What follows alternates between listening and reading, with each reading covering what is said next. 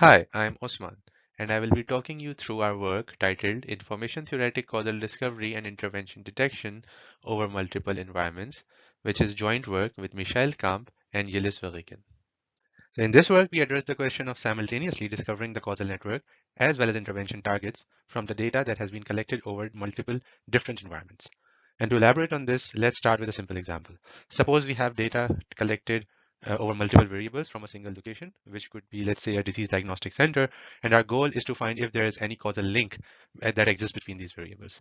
A causal link implies that altering the one variable, which is the cause, will result in a change in the value of the other variable that is the effect.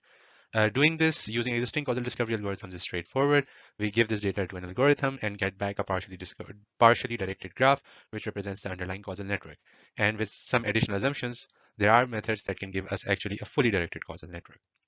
Having this underlying causal network allows us to detect any mechanism changes over a similar set of variables collected in a different environment. These we call the interventions. All we have to do is to learn the causal network over the new data, which gives us the new network. And then we can compare these two networks, the original one, G star, and then the new one, G tilde, to see if there are any interventions present therein. So these could be either hard interventions, which means that one variable is set to a fixed value. So any incoming edges from any of its parents, so in this case, x1, are eliminated, or it could be a soft intervention, which means that a variable is set to, which means that the influence of one of its parents has been inhibited. So in this case, influence of x3 on x4 has been inhibited, but the influence of x2 stays the same. So far, so good, but there's a caveat that where we assume that we have access to this network G star. But let's not forget that we learn G star from the data as well. And this requires us to know that there are no interventions present in the data, which is only possible if we have the prior knowledge that data is observational. But let's suppose there could be implicit interventions, which means the prior knowledge could be wrong. These implicit interventions in this case could be that the diagnostic machine in one of the cases has a component that behaves slightly differently. So in this case, there is a slight mechanism change about which we do not have any prior knowledge. And we can also not stack such data together because different structures could mislead the existing causal discovery algorithm. This means we need the data to discover the true network, but to have the true network, we need to make sure that there are no interventions in the data, but we do not have the network to compare to in the first place. And in general, we have a rather even more general scenario where we have different environments, each within its own data set, as well as their own network. And we need a systematic way to actually not just find the local causal network, but also to identify the intervention targets and the local causal networks. Without that, there is no way for us to know which is the true causal network and which of the sites actually have interventions. Now, there do exist approaches that aim to tackle this problem by first stacking the data together and then introducing a context variable which identifies which rows of the stacked dataset belong to which of the local dataset. So each of the rows of the stacked dataset that belong to the same smaller dataset would have the same context variable ID. This gives us a network, an augmented network with an additional variable, which is the context variable, which tells us that in this particular case, variables x3 and x5 have some kind of intervention on them. And ignoring this context variable, these variables 1 to 5, this is what the causal network looks like. The obvious advantage is that now we can find the global causal network, but there are two missing things here. The first one being we cannot tell which of these contexts, whether it was the blue, the green, or the orange, where these variables x3 and x5 were intervened on. Secondly, we are not able to query what do the local causal network, or so for example, what does the causal network for the orange dataset look like, or what does the causal network for the green dataset look like. Alternatively, there are approaches that introduce these context variables as one hot encoded sort of variant. So they have a context variable, as many context variables as the number of datasets that have been stacked together. And then when you learn a network, you have an additional advantage as opposed to the previous case that you can at least localize the intervention targets. So in this case, you could see that ignoring the context variables, this is what the global causal network looks like. And you know that there's an intervention on variable x3 in the orange context because that's where C1 is on. And there's an intervention on X5 in the case of context number 2, which is the green context. The question, however, still remains that if I want to know what exactly does the causal network for the first context look like, this is not possible with such approaches. So ideally, what we want is a scenario where we can find a global causal network We can localize intervention targets, meaning we can figure out which contexts have interventions on what variables. And then also we would like to be able to use this information to know what do the local causal networks for each of those environments look like. And we would like to do all of this non-parametrically. And this is exactly what this is exactly what we do in our proposed work and we use the algorithmic Markov condition, or AMC for short, which is a postulate that states that if we have a data set, then if we use a network to explain this data, the simplest explanation measured using this function k, which you can think of as a function that measures the complexity, that simplest description would occur if we use the correct parents of a variable xi to explain the variable xi. And this can only have the parents are implied by the causal DAG, so this can only happen when you have the correct causal DAG. So given the correct set of parents, the description of each variable would be the simplest when measured using this function k. This function k is called the Kolmogorov complexity, the details of which I omit in this presentation, but they are in the paper. Putting this into perspective for our case, let's say we have two datasets, and we use the blue network to explain the blue dataset and the green network to explain the dataset at the bottom. And we find out that if we use these two proposed causal networks for their respective datasets, then explaining this complexity requires 50 bits. So in this case, we use the number of bits as the notion of complexity. So the lower the complexity of our data and the model, then the simpler the explanation. So the less number of bits we need to store it, the more compressed it is. So in this case, we find out that, let's say, alternatively, we could assume that we have a hard intervention on Z for the green case, and we could then use these two networks to explain our data, and we find out this requires us only 35 bits.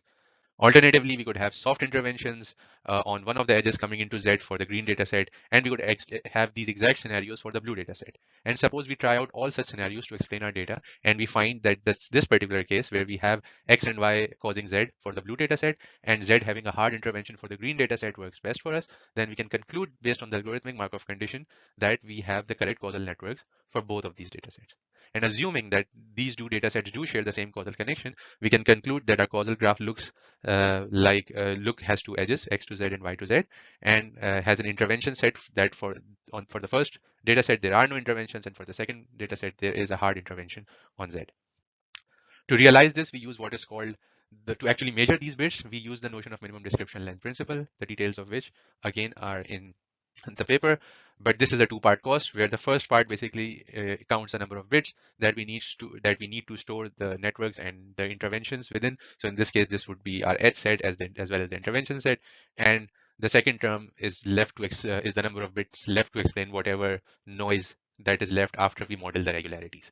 So in this case, we work with continuous value data. So for us, the number of bits of data given the model are basically the residuals once we regress out the causal parents from the effect.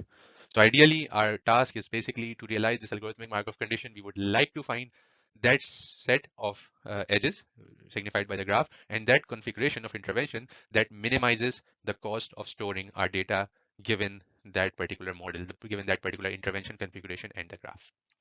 But it is well known that searching for all possible combinations is NP hard. So this takes our contribution. This requires us to make two different contributions. So first, we propose a consistent score based on the algorithmic Markov condition, which lets us find the global causal network. It lets us localize the intervention targets and at the same time see what do the local causal networks look like. And we use non-parametric regression splines to model the causal relationship. So we do not we do all this non-parametrically. For practical instantiation, we do propose a greedy algorithm to discover causal networks from multiple datasets, the details of which I describe next. We propose the Orion algorithm, which is basically an instantiation of our proposed score that discovers causal networks over multiple datasets in two phases, the forward search and the backward search. We repeat both of these phases until convergence.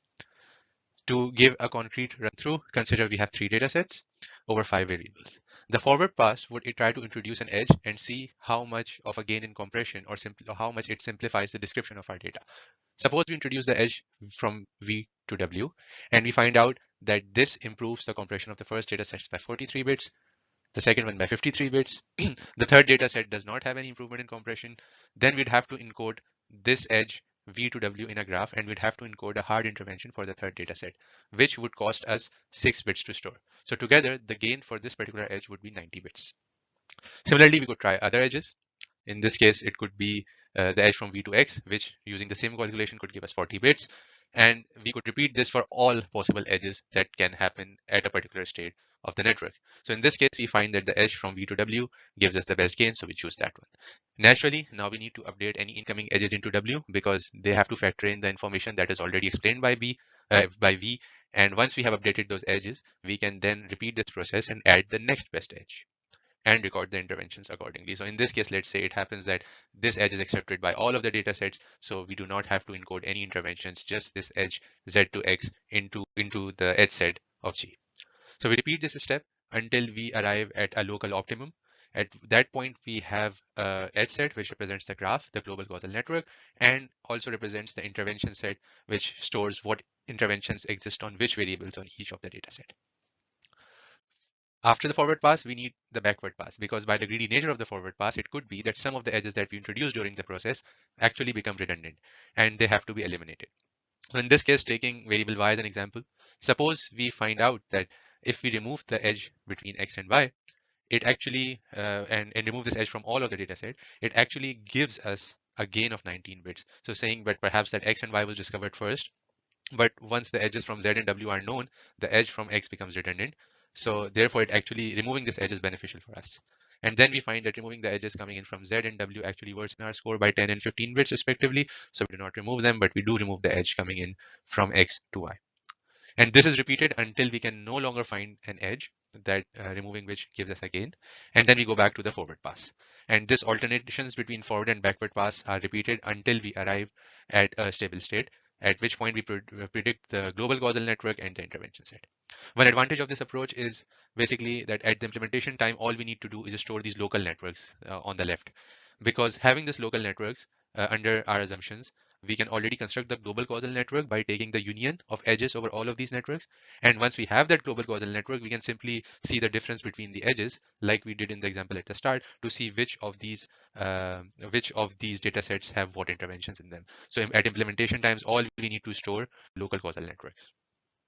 So testing this on synthetic data, we generate a number of different scenarios. But first, I will first describe the metrics that we use. There are two basic metrics. The first one on the y-axis is the structural intervention distance, which simply describes the causal similarity between the predicted causal network by a method and the true causal network. So the closer it is to zero, having it at zero means that both of the causal networks, both of the predicted network and the true network, both of them make the same causal statements.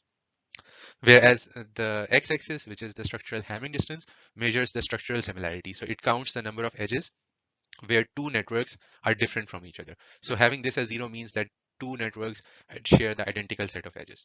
So you would want to have a given method as close to origin as possible. In this particular synthetic data case, we generate data over different environments. So D is equals to 3 means we had 3 different data sets. 9 means we had 9 different data sets. And we discover the causal networks over each of them. And we show here that Orion, in this case, has the best performance overall. Similarly, for lung cancer gene expression data set, here the second row is actually of interest, where we have data where we have introduced selection bias, the details of which you can find in the paper, where we also see that Orion actually stands out from the rest of the approaches. As far as intervention detection is concerned, both over direct and indirect targets, we measure both precision and recall in the form of F1 score, and there too we see that between Orion and competition there is a clear margin. So to conclude, what we did was we looked into discovering fully oriented causal networks from multiple data sets, and to do so, we proposed Orion, which is based on the algorithmic Markov conditions. The score within it comes with consistency and identifiability guarantees, and through experiments, we showed that Orion does discover structurally and causally correct networks. And as future work, we'd like to extend this to include not just edge removing interventions, but also edge introducing interventions. And as well as right now it's a greedy DAG search algorithm. We would like to incorporate this this particular score and the intervention configuration strategy into a relatively more efficient greedy equivalence search procedure, such that we can improve or we can explore a larger search space of causal networks. And if you have any further questions, please do check out the link with the paper, the data, and the code, and I'll see you in the poster session. Thank you.